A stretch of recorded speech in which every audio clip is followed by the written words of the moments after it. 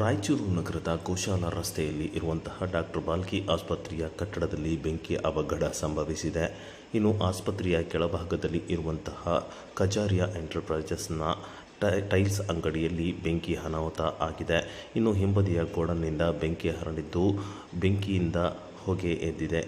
ಆಸ್ಪತ್ರೆಯ ಭಾಗದಲ್ಲಿ ಹೊಗೆ ಹರಡುತ್ತಿದ್ದಂತೆ ಕೊಂಚ ಕಾಲ ಆತಂಕ ಸೃಷ್ಟಿಯಾಗಿದ್ದು, ಎಚ್ಚೆತ್ತುಕೊಂಡ ಸಿಬ್ಬಂದಿಗಳು ಕೂಡಲೇ 9 ಪೇಷಂಟ್ಗಳನ್ನು ಇನ್ನೊಂದು ಆಸ್ಪತ್ರೆಗೆ ಸ್ಥಳಾಂತರಗೊಳಿಸಿದ್ದಾರೆ. ಈ ವೇಳೆ ಮಾಹಿತಿ ತಿಳಿಯುತ್ತಿದ್ದಂತೆ ಸ್ಥಳಕ್ಕೆ ಆಗಮಿಸಿದ ಅಗ್ನಿಶಾಮಕ ಸಿಬ್ಬಂದಿ ಈ ಒಂದು ಬೆಂಕಿಯನ್ನು ನಂದಿಸುವಲ್ಲಿ ಯಶಸ್ವಿಯಾಗಿದ್ದಾರೆ.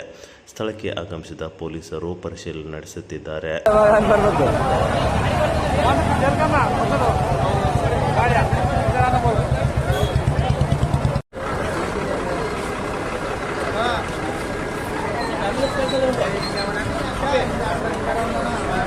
Gracias.